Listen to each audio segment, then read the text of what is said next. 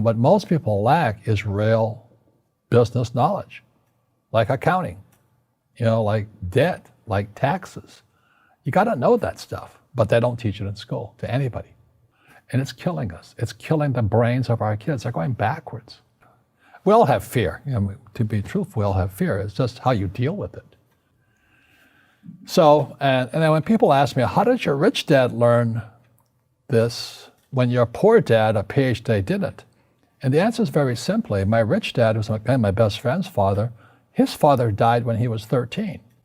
So rich dad had this family business at 13 to run. So he had to drop out of school, which was his blessing.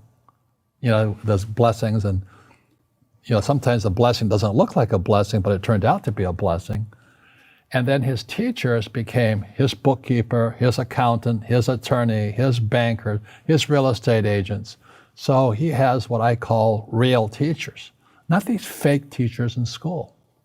You see, most teachers in school, they're out of ethics. They teach subjects they themselves don't practice. I had the same problem in my MBA program. I got into arguments with the marketing teacher because the guy didn't have a business. And then I got into arguments with the accounting teacher because the accounting teacher didn't know accounting. I knew more about accounting than him because I actually worked in bookkeeping in my rich dad's companies. And so I'm not an accountant, but I understand accounting. So that was the end of my school years because I understood what a fake teacher is. A fake teacher is somebody who just wants a job and they'll teach anything. They teach you how to shine shoes if you pay them more money.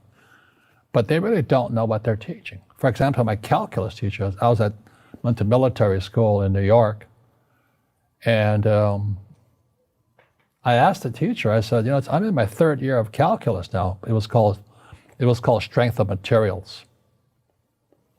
I said, am I ever going to use this stuff? He goes, no. I said, why do you teach it? He says, because I get paid. I said, do you ever use it? He goes, no.